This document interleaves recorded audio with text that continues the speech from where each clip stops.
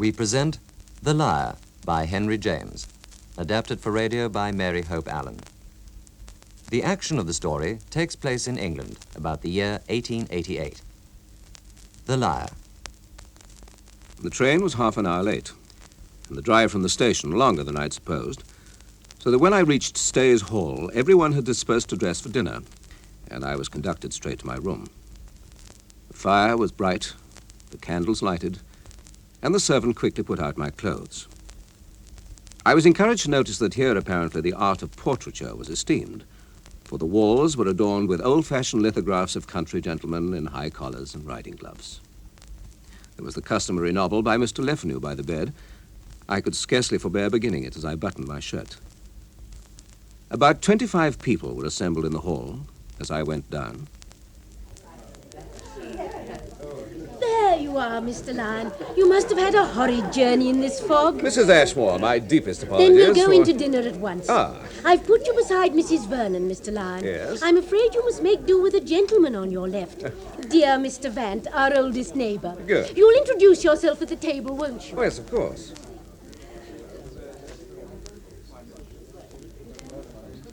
Ah, You're Mr. Oliver Lyon. I am. Mrs. Vernon? Molly Ashmore said she was putting me beside a celebrity. So you're the painter. Well, I admit to that, but not to the celebrity. Looking along the table, I feel I'm surrounded by celebrities, though. Such pretty women, such relaxed and handsome men. Ah, that's because the men have had a strenuous day's hunting, the first meet of the season. Ah. George Ashmore's our MFH. A pity you couldn't be out with them today. Oh, I haven't ridden the hounds for years. All I do now is to indulge in an occasional canter in Richmond Park. This is a most beautiful room. I've always liked it. And Molly is so clever with the flowers. Magnificent. But the whole place seems that to me. I've never been to Stays before. Good. I gather you're the painter fellow that's coming to do Sir David. Yes, I am. I was looking round the table, but I don't think he can be here. Oh, no. He has his meals in his own quarters. Oh, I see. He's 90, you know, poor Is fellow. he really? He beats me by a year or two. I'm looking forward to painting a very old man.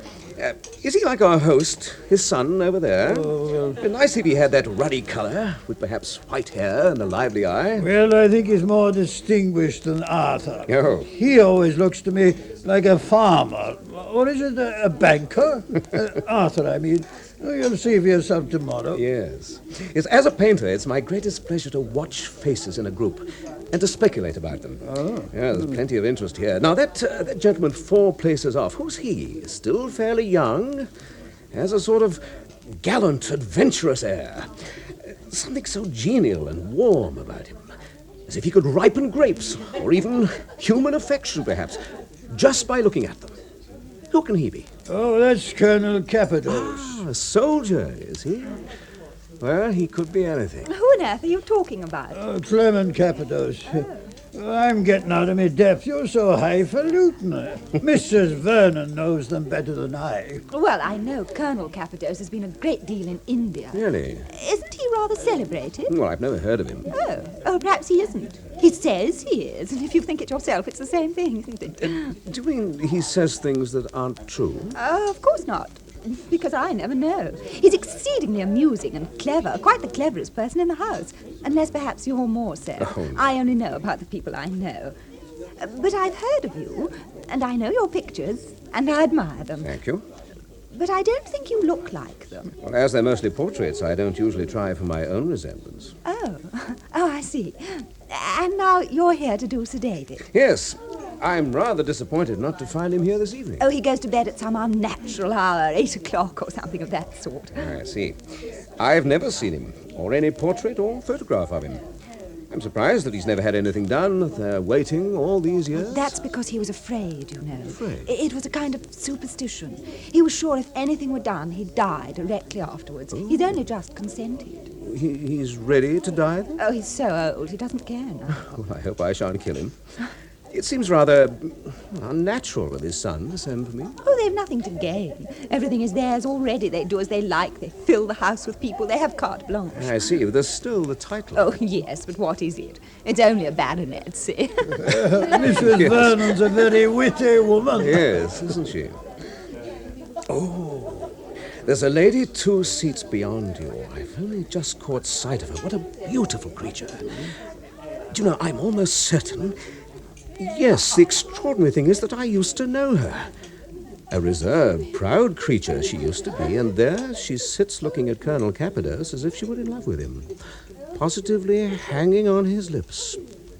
Who is she? I mean, what's her name now? Mrs. Capadose. Do you mean his wife, that fellow's? Of course. Well, she certainly is in love with her husband. Fancy your knowing Mrs. Capadose. I knew her once upon a time when I was living abroad. I knew she had married after that, of course, but I didn't know her name. This is really astonishing. Oh, tell me, how does she go down? Do you all like her? Do tell me. Really, what a question. I can only speak for myself. I think she's hard. Ah, that's only because she's honest and straightforward. Are you suggesting that I only like people who deceive? I think we all do, as long as we don't find them out. But there's something in her face, a sort of Roman look. In spite of her English eyes, and she is English down to the ground, but her complexion, her forehead, and the beautiful close wave in her dark hair makes her look Italian. Really? What a rhapsody. But I see what you mean about her hair. I must say I like her husband better. He's so clever. When I knew her, no one could compare with her. She was quite the most delightful thing in Munich. In Munich? Yes, her people lived there in pursuit of economy, in fact. Munich was very cheap. Her father was a younger son of a peer. No chance of inheriting anything, title or money. I see. She was charming to her little brothers and sisters. She sounds a paragon. All the artists in the place were in love with her. She wouldn't look at us. She was simple and frank, and kind about it when she told me she must marry well. She said it was the only thing she could do for her family. I suppose you'd say she has married well. She told you? Oh, of course, I proposed to her, too. Oh, I see. To look at her now, she seems to think she chose the right man. Well, I should... Oh, I see Molly is herding us all out after her. I must follow the others, excuse Of course. me.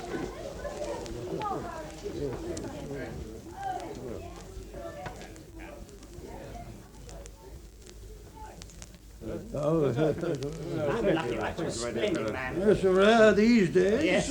After a day's hunting, he thinks nothing of sitting up all night. The horse has a difficult thorn in his leg. He never leaves a thorn in. Wonderful groom. Remarkably fine day's hunting you gave us, Arthur. Glorious run over splendid country. My dear Clement, I hope this will be the start of a good season. A perfect day for hounds, of course. I thought at first there might be too much sun for a good scent. You need a nip of frost for that. Do you still have a day to hounds now and then, Mr. Vant? Oh, not now. Too far off. Foxes don't run my way. Oh, I see. I thought I saw your boy out today, Henry. He looked like a thruster. He's keen, I'm glad to say. Bad luck about poor Trevelyan. Nasty thing. Looked grave, I thought. Oh, some accident, sir? Well, neighbouring squire, poor old chap. Came a cropper in an awkward place. Hounds running like blazes. He was going rattling well, too, riding a nailing good hunter. Can't understand what happened. He was unconscious when they picked him up. I sent round for news, Clement. It seems he may have some sort of seizure. A heart, I'd guess. Well, let's hope he's out again soon. If he recovers. Bless you, I shouldn't despair of a fellow, even if he didn't come round for weeks and weeks. Or months, or even years. Really? No, fact. I know from personal experience. There's no limit to the time one might lie unconscious without being any the worse for it. Extraordinary. You mean this has happened to you? Oh, yes, in Ireland, years ago. I was pitched out of a dog car, turned a sheer somersault and landed on my head. Good heavens. They thought I was dead. But I wasn't, you know. They carried me to the nearest cabin, and I lay there for days with the pigs. Well, The near thing, they didn't put me underground. you don't mean it. Rather, I was completely insensible, without a ray of recognition for any human thing for 3 whole months. Of course, they moved me to an inn in the neighborhood. Oh, yes, it was touch and go to such a degree that they couldn't come near me, couldn't feed me, could scarcely look at me. Then one day, I opened my eyes, fit as a flea. Well, that's perfectly amazing. I agree with you, but on my honor, it did me good. Providential, really. It rested my brain. Now, what did your doctor make of the theory? Well, I was luckier than a friend of mine in India. He was supposed to have died of jungle fever, and they did. It looks as if Ashmore's making a move to adjourn to the drawing room. Ah, yes, so he is. But your friend in India, was he buried alive? Huh? My friend? Yes. Upon my soul, they chucked him into the ground. And was he left there? He was, till I came and hauled him out. Clement, old man, I promised Molly we wouldn't be long. The ladies demand our presence. Bring Lyon with you. He doesn't know the house yet. Coming, Arthur. My dear chap, are you Oliver Lyon? I didn't realize it. I've often heard of you from Everina. Oh, really? Delighted to make your acquaintance. Look, we'll go and find her. You had your new horse out today. How did you go? I'm so glad she remembers me. I was afraid she didn't. I recognized her at dinner, but she didn't respond. Oh, I dare say she was ashamed. Ashamed of me? Wasn't there something about a picture? Yes, you painted her portrait. Well, many times. And she may well have been ashamed of what I made of her. Well, I wasn't, my dear sir. It was the sight of that picture, which you were so good as to present to her, that made me fall in love with her. Remember it? Vine leaves and a leopard skin, a kind of bacchante. I do remember it. It was the first decent portrait I painted. I should be curious to see it today. Don't ask her to show it to you. She'd be mortified. Mortified? We parted with it in a most disinterested manner. Oh. An old friend of my wife's, her family had known him intimately when they lived in Germany, took the most extraordinary fancy to it. The Grand Duke of Silberstadt-Schreckenstein, don't you know? He came out to Bombay while we were there and spotted your picture. You know, he's one of the greatest collectors in Europe. He made such eyes at it that, upon my word, it happened to be his birthday, that Everina told him he might have it. To get rid of him, you know. I see. If it's in a great collection, a work of my incompetent youth, I'm infinitely honored. Oh, he's got it in one of his castles. I don't know which. He's got so many. He sent us, before he left India, to return the compliment, a magnificent old vase. Probably more than the thing was worth. Look, the ladies will never forgive us. Come on, Lyon. Pity you're so interesting to talk to. One loses track of time. There's Everina. Go and speak to her. She'll be delighted. Yes, I will. I hope you haven't forgotten me entirely, Everina. Oliver Lyon. I'm so glad to see you. When Molly told me you were coming, I was delighted. I tried to get a smile from you at dinner, but I couldn't. Oh, well, we were too far off. I didn't feel sure it was you. I see. So much to hear and to ask. Yes. Oh, I often think of the old days in Munich. Do you? You're so famous. You have such a brilliant position now. Do you know, I wondered whether you'd speak to me. Well, because I know that you were always sincere, I believe you really thought that. I don't think you've changed. You're still the least spoiled beauty I've ever seen. It always seemed to me in the old days that when people were admiring your looks, you were only wondering whether there was a good fire for them in the spare bedroom. Yes, really. You'll be sorry to hear my father died just after my marriage. Oh, sad news. He was very kind to me. He was fond of you. My eldest brother is in the Navy. My second brother is on a ranch in America. Mm-hmm. Two of my sisters have married reasonably well, and Julie's just coming out, and she's very pretty. Oh, sure. And that's my history up to the moment. Now, tell me about yourself. Well, the principal thing that's happened to me is that I never married. Oh, you ought to, Oliver. It's the best thing, really. I like that from you. Why not from me? I'm very happy. That's just why I can't be, since you refuse me. I envy your happiness. Still, I had the pleasure of talking to your husband just now. He's a handsome man. You must know him very much better soon. I'm glad you think him handsome. Handsome, clever, and entertaining. You see, I'm generous. He's seen a great deal of life. Oh, we've been in so many places. Mm. Oliver, we have such a beautiful daughter. She's 9 years old. You must see her. Oh, bring her to the studio one day. I'd like to paint her. Oh, please don't speak of painting her. It reminds me of something so distressing. But it's a weight on my mind, so I must tell you. Go on. Well, it's the beautiful picture you gave me. It used to be so much admired. And when you come to see us in London, you'll be looking about for it. I can't tell you that I keep it in my room because I love it so, for the simple reason that... Because you can't tell wicked lies? Hmm? No, I can't. So before you ask ask I know for you it... parted with it. The blow has already fallen. Oh, so you've heard? Yes. I was sure you would. But do you know what we got for it? Yeah. £200. Well, you might have got much more. It seemed a great deal at the time.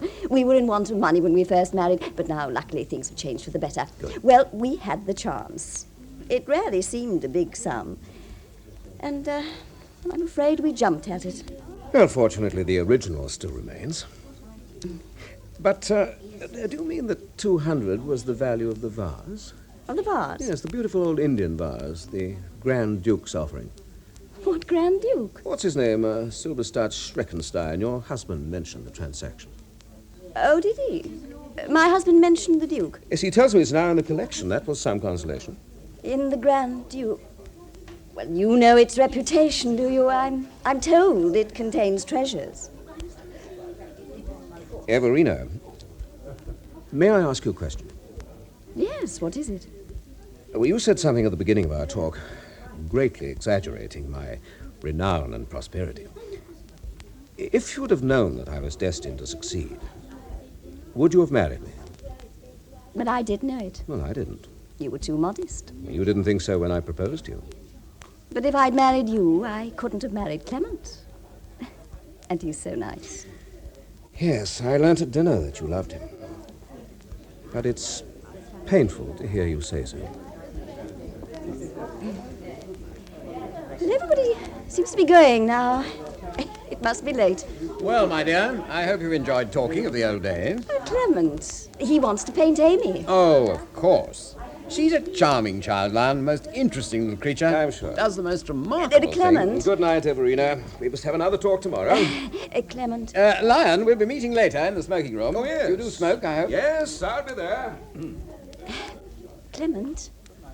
Don't talk of Amy to him, please don't. Why ever not, my dear? I beg you, Clement, let him form his own opinion of her.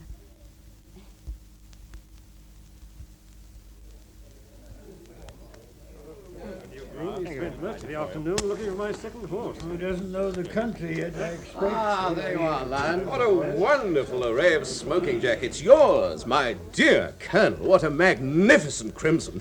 It makes me feel this modern age has its opportunities for costume after all. The painter's eye, what? Perhaps. But I expect there'll only be a smallish muster here tonight. That's the worst of a hunting house. The men are so sleepy after dinner, don't you know? Oh, that must be dull for the ladies, even those who hunt it themselves. Quite so, but women are so extraordinary, they never show it. Let me get you a whiskey and soda. Splendid nightcap. Thank you. A wonderful country this, never seen wire. Perfectly true, sir. I never had a better ride.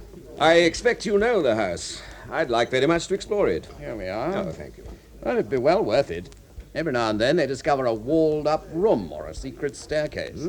Fascinating. Yes, there's some story about a skeleton they found years ago when they were repairing part of a passage floor. Oh? Family are rather shy about talking of it. It was in the old part, of course. That's where my room is in the old part. It's very comfortable. Full of beautiful modern fittings, but I noticed the deep recess of the door and how old the staircase and corridor seems I came down. My dear Lyon, I'm so sorry I managed to have so little direct conversation with you yet. Not at all. My wife and I are very glad to see you here. Very gracious of you. Now, let's sit down. Yeah. My father stood out a long time against the idea of a portrait, but we're glad to say he's capitulated to you. Good. Clement, you're off to bed? I think so. Nothing like a good day's hunting. Make you feel sleepy. Oh, good night, then. Good night. I've never painted an old man.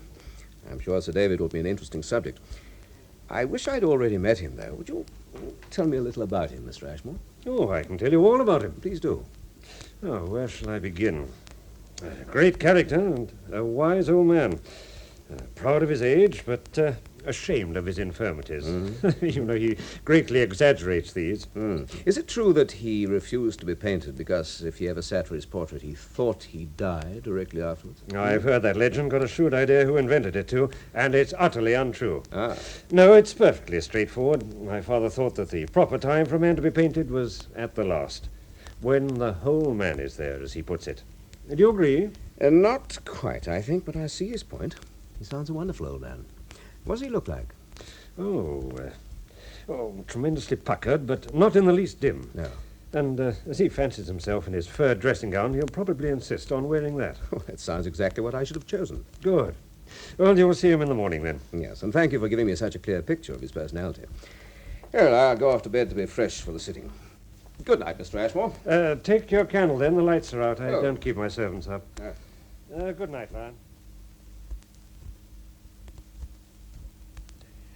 I dare say you wonder why I've avoided this ordeal for so long. I confess I have. Well, I'll tell you. It's simply that I hold that a gentleman should only be painted once in his lifetime. It's eager and fatuous to be hung all over the place. That's good for women. They make a pretty wall pattern. But the male face doesn't lend itself to decorative repetition. I see. Besides, a man must have reached maturity. Don't you agree? Could only draw up a proper map when the country's been travelled. I find your point of view extremely refreshing and original, sir. You'll be surprised at the numbers who clamour for a sitting. Yes, but I'm not at all surprised. I said a gentleman should only be painted once. Yes, I see the distinction you make. But please don't spread that opinion about, or I may starve. Suppose I do, just to ensure that you make this your masterpiece. Now, I say it's time for an enjoyable gossip. We must discuss the people staying in the house. Yes. Yes, well, as I don't go out anymore, I see much less of the visitors here. People I know nothing about come and go. Arthur told me the Capadoses had accepted. Have you met them yet? Indeed I have. Do you know them well, Sir David? Bless you, I knew 2 generations of Capadoses. General Capadose, Clement's father, was a crony of mine. Was he really? Yes, he was rather a smart soldier, but in private life he was always speculating, always sneaking into the city to put his money into some rotten thing. What became of him? Oh, he married a girl who brought him something, and they had 6 children. Except for Clement, I scarcely know what became of the rest of them. What about Clement, Colonel Capadose? Oh, he had some military talent. He served in the East, and he married a pretty girl. He was at Eton with Arthur, you know. He used to come here for the holidays. I thought him rather attractive in some ways. Oh, yes, Clement's a taking dog. Got one monstrous foible, though. He's a thumping liar. Did you say a thumping liar? Yes. You're very lucky not to have found it out. Well, I was beginning to be aware of a romantic tinge, approach rather. Oh, it isn't always romantic. He'll lie about the time of day, about the name of his hatter. It appears there are people like that. And I say they're precious scoundrels. No, not always. This fellow isn't in the least a scoundrel. He respected the service, never got into trouble there. No harm in him and no bad intention. Doesn't steal, nor cheat, nor gamble, nor drink. He's very kind, sticks to his wife, is fond of his child. He simply doesn't give you a straight answer. Then everything he told me last night, I suppose, was a lie. He delivered himself with a series of the stiffest statements. I never thought of so simple an explanation. Well, no doubt he was in the vein. I believe it comes and goes like intermittent fever. I can understand now why nobody seemed to listen to him. People just drifted away. Well, my son tells me that his friends usually understand it and don't haul him up for the sake of his wife. Oh, his wife. His wife. I dare say she's used to it. Never in this world. How can she be used to it? Yes, sir. When a woman is fond, don't they mostly handle the longbow themselves? They're connoisseurs. They have a sympathy for a fellow performer. Well, I can't deny Everina seems fond of her husband. But she's honest. I knew her years ago before our marriage, knew her well. She was as clear as a bell. I like her very much. But I've seen her back up her husband. Are you very sure? You're in love with her. Very likely. God knows I used to be. Well, she must help him out. She can't expose him. She can hold her tongue. Well, before you, she probably will. That's what I'm curious to see. There's a luncheon bell. They're bringing me up my food in a moment. I hope I haven't upset you. And I hope I haven't tired you. Mercy on us, what must he have made of her? There's a lot of good in him, you know. My feelings now are clearly no secret to Sir David. And indeed, I was almost glad of it, for I realized it might steady me to confide in the old man from time to time. Oh, I firmly believed that a lie was the last thing she would have endured or condoned, the one thing she would not have forgiven.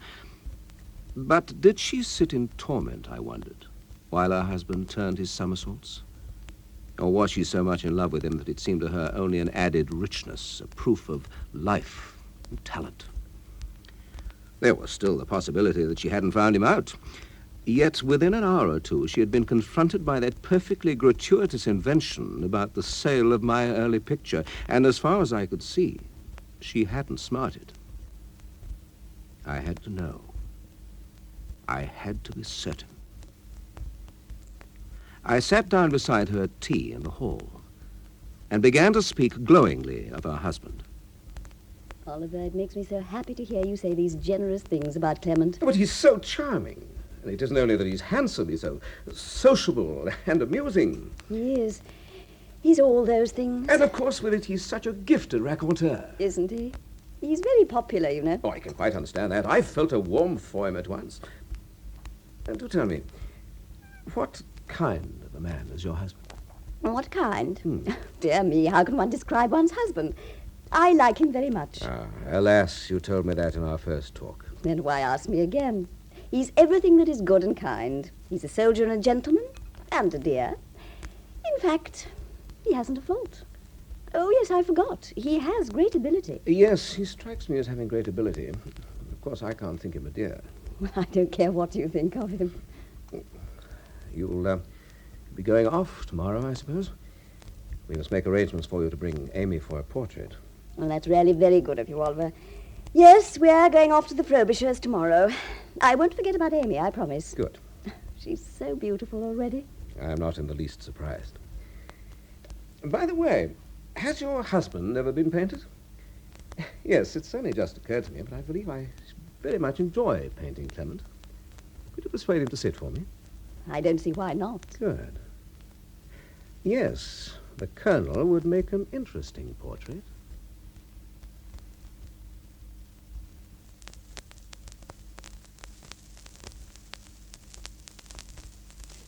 When you're my age, time moves slowly.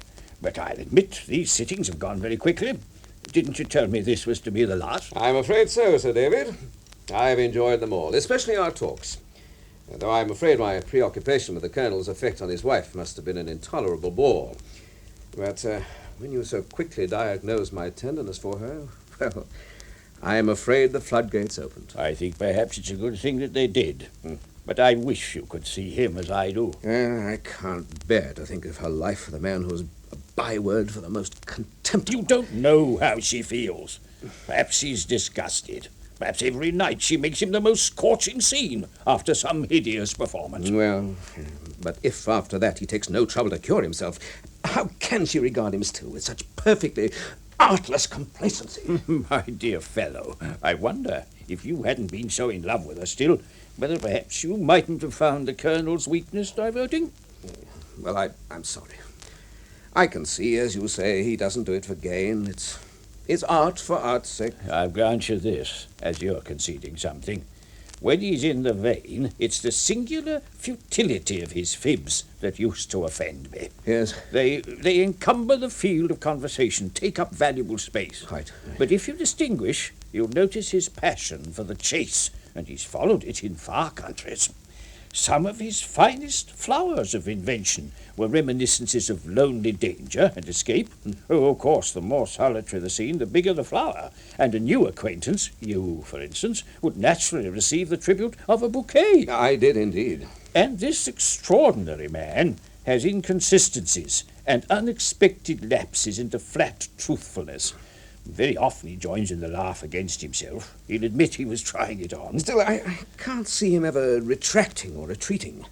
He'll dive and come up in another place. Most of us like him. We've known his failing for so long we don't discuss it. He uses a big brush to portray his own bravery. Perhaps, but he is unmistakably brave. He's a capital rider and shot. At first I thought he didn't swagger, but now I've seen him bragging, and it makes him seem vulgar, cheap, perhaps.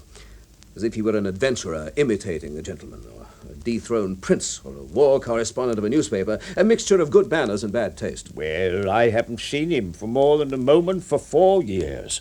Perhaps age has cautioned him a little. I've watched Everina when he's in full swing. Her face shows nothing. The wonder is that she nearly always listens. Must be her pride. I think it will be good for you to get back to London. Dissecting poor old Clement is deuced bad for you. Now, I won't listen to another word on that subject. I want to have a long look at what you've made of me, and I shall tell you if I don't like what I see. Be very sure of that, my dear fellow. Well, I finished the portrait and took my departure. flattered and relieved to find that the Ashmores were highly enthusiastic, for I was ashamedly aware that my obsession might have taken the edge off my observation during my sittings. Once in town, I made haste to call on Capadose, and Everina encouraged my visits. Yet, if she liked me, why hadn't she married me? Or at any rate, why wasn't she sorry that she had not? I didn't ask much after all, not that she should love me now, or allow me to say that I loved her, only that she should simply let me know, somehow, by some sign, that her life with me would have been finer.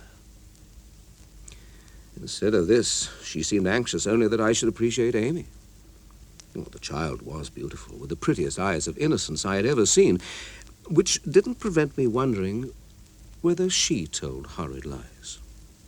Her little face wasn't shifty, but neither was her father's big one, so that proved nothing. Everina always came with her to the studio. Sometimes, perhaps presumptuously, I wondered whether the sign I so longed for might not simply be that she sat there so contentedly. Amy, darling, I expect Mr. Lyon would let you rest now. You look quite pale. Oh, yes. She's been posing very well. Get down then, Amy. Ring for tea, would you? I've got pins and needles. Rub your foot. It's only stiffness. Run about and explore the studio, What a lovely little dagger. May I pick it up? No, darling, it might be sharp. Put it down. Then can I open the door and run into the garden, please? May she, Oliver? Of course. There, you may. Only put on your coat, and you mustn't go near the gate into the street. Now, promise, Amy. Yes, Mama, I promise. Oh, I can't open the door. Oh, I expect it's locked or bolted. It's really the door the models use. Very convenient. They don't have to come through the house or bother the servants. Wait, I'm coming. There. Off you go. Oh, it's not a very big garden, is it? I can see the traffic over the fence. Well, just have a little run, darling, to stretch your legs. And then come back and help Mrs. Herring carry the tray down. Shut the door, Amy. Well, how's Clement? Oh, he's away for a few days fishing. In Scotland. I'm surprised you let him go off on his own so often. I think he's only been away twice without me since the autumn. Besides, I really prefer staying at home. I love having Amy to myself. I didn't know you had a little pond with a fish in it. I love it here. Can I go up to the gallery now and open the door for Mrs. Herring? That's right. Go up and help Mrs. Herring. Oh, you look quite small sitting down there. I can hear Mrs. Herring with the tray. Good afternoon, Mrs. Herring. I'm helping you. Oh, thank you, miss. Just the right moment you open the door. Now, I can manage the tray, really, if you just hold back the curtain for me. It's so heavy. That's it. Thank you. You like strawberry jam? I do. Oh, good afternoon, madam. Good afternoon, Mrs. Herring. Shall I pour out for you? No, thank you very much. It's all right. I'll get you some more hot water. Thank you. Thank you, Mrs. Herring. Lemon. Yes, please. Good. And you, darling? Thank you. There you are. Thank you. I wish we had tea this way. Well, perhaps you and I can. Your father's not often in for tea, is he? Ah, Clement. He really will sit, won't he? Well, I have to be honest. He'd love to.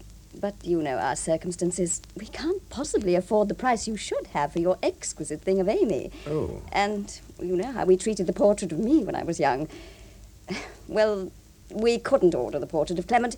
It would be a luxury quite beyond our means. Why not let him sit for me as a favour? Do me a lot of good to paint him. I mean, to my reputation. And the picture will remain in my hands. Well, how will it do you a lot of good? He's got such an expressive face.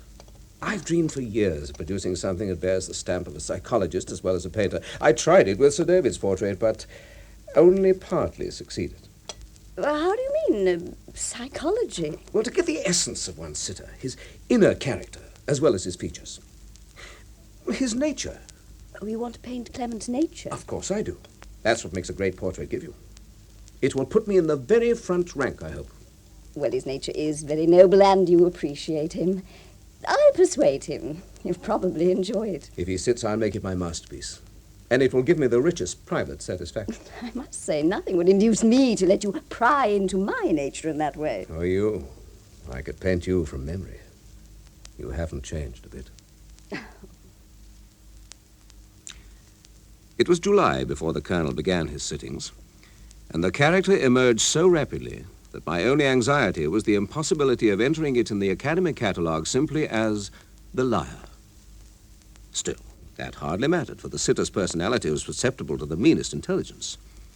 As I saw nothing else in Clement but his weakness, I gave myself up to the joy of painting nothing else. The truth lay in the eyes and in the mouth. It was in every line of the face and the attitude. And I knew the satisfaction of feeling life grow under my brush. By the 5th of August, it was finished. And as the weather was very warm, while the Colonel sat and gossiped, I opened the model's door behind the dais which led into the garden and the street. Might be in the country here. It's extraordinary. Yes. The Ashmores told me how deuced strict you are about letting your victims see what you've done to them till it's finished. Ah, quite true. But now you say this won't be finished for some time, and even I can't see it yet. I'm afraid so. Well, Everina's mad to see it, though I warned her you wouldn't agree. She raised such a fuss at breakfast this morning that I wondered if you'd make an exception and let her just look in for a moment on our way to the station tomorrow. What do you say? No, really not yet. I'm sorry. I explained I wanted to mull it over for a little while alone. Everina knows I want this to be my masterpiece. And I'm afraid she'll have to wait. Try and convince her. Well, women don't like to take no for an answer, but I'll do my best. Good afternoon, sir. Good God. Oh, Lord.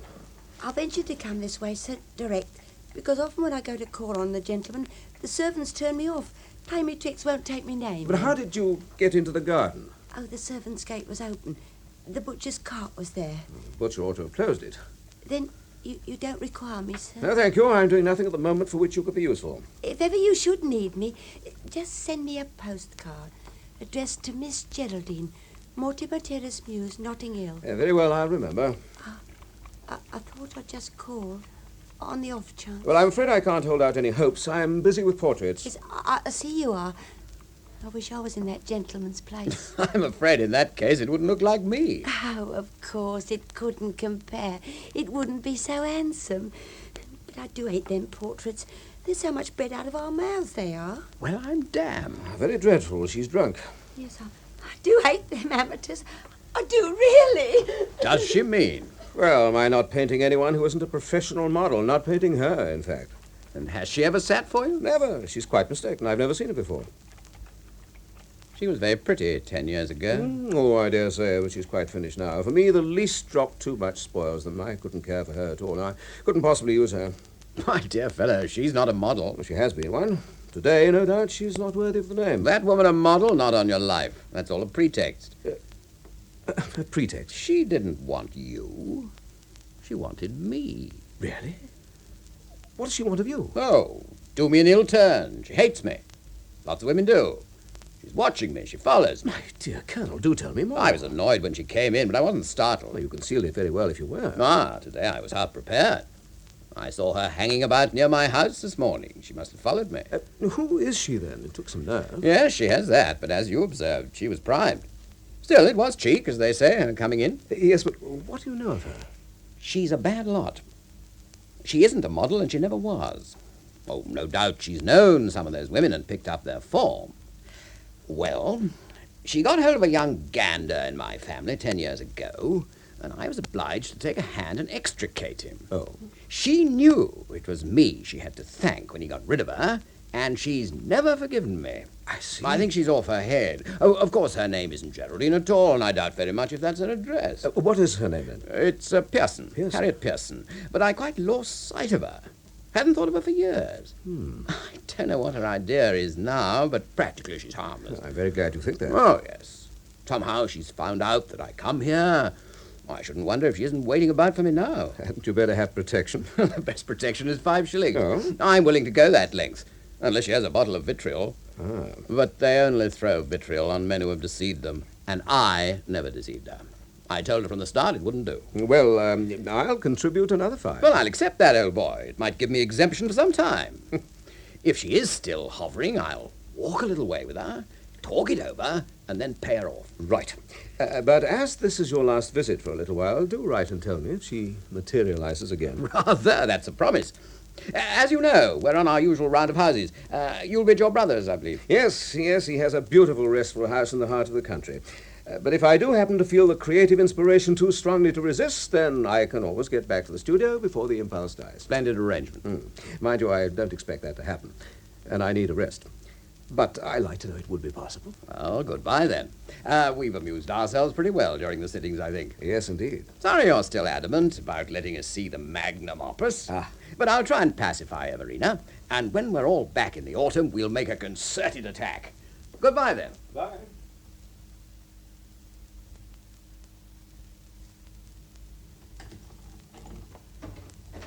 Mrs. Herring? Mrs. Herring? Why, sir, we didn't expect you. You've only been away a week. Oh, dear, cook's helping me to do some turning out. Never mind that, Mrs. Herring. I'm not stopping long. I wanted to have another look at that unfinished painting. I wanted to be sure about something. Well, I've never known you to come back so soon from your holidays, sir, and us all upside down. Well, one good thing, though, you'll be just in time to see the lady and gentleman. They're in the studio now. Rang the bell 5 minutes ago. I hope it's all right, sir. But who on earth are they? Oh, you know them, sir. That's why I let them in. The lady with the little girl and the colonel with the funny name. Oh, that's all right, Mrs. Herring. But anyway, there they are. You'll have to mind the stairs to the gallery door, sir. We took up the carpet. But the big rug and the curtain inside are still there. I'm glad of that. I should be able to get some idea of how they like the portrait before they know I'm here. People often don't speak the truth to your face, do they, Mrs. Herring? Do you find that? Oh, yes, sir. Why, the butcher. Why, he's here. Look, I'll see the cook makes a nice little lunch for you. Thank you, Mrs. Herring. Yeah, I never dreamed I'd descend to eavesdropping, but I'm going to do it now.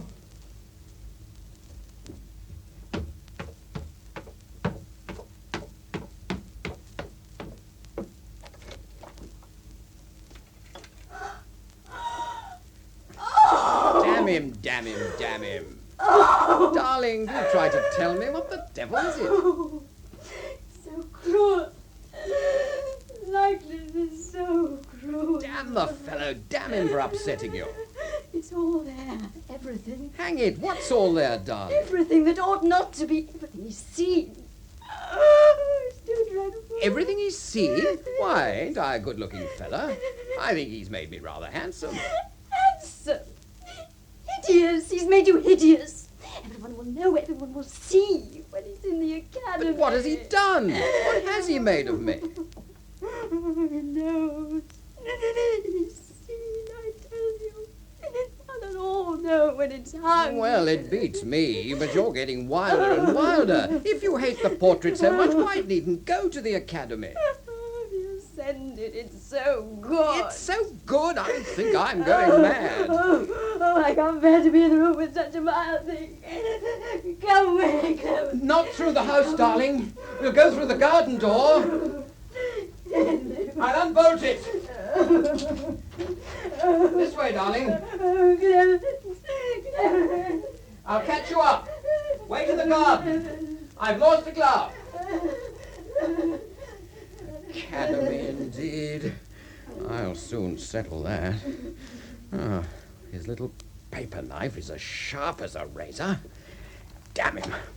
Damn him! Damn him! Damn him! Damn him! Damn him! He's hacked it to death. Oh. Oh. Oh. Oh, no. Oh. I feel dizzy. I must sit down.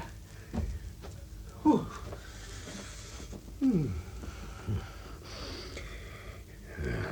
I certainly got my satisfaction.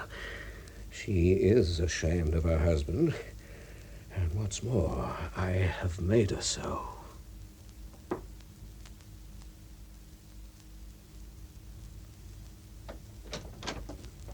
Are you there, sir? Oh, yes.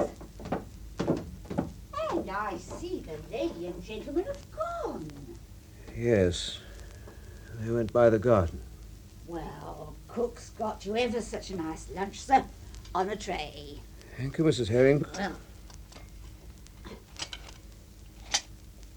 Oh, gracious. Oh, you have served that picture, sir. Oh, my goodness. Yes. I cut it up in a fit of disgust. Mercy. Oh, and after all your trouble. Because they weren't pleased, sir. No, they weren't pleased. They certainly weren't pleased. I left for France by the afternoon boat and stayed away for 2 months. During that time, I expected something. I could hardly have said what, but a manifestation of some sort on the Colonel's part. Wouldn't he write? Wouldn't he explain? Would he plead guilty, or would he repudiate suspicion? The latter course would be difficult, and make considerable demands upon his genius in view of the certain testimony of Mrs. Herring. And Everina's version, what line would she take? One of her own, or would she simply adopt the Colonel's? Silence. Weeks passed.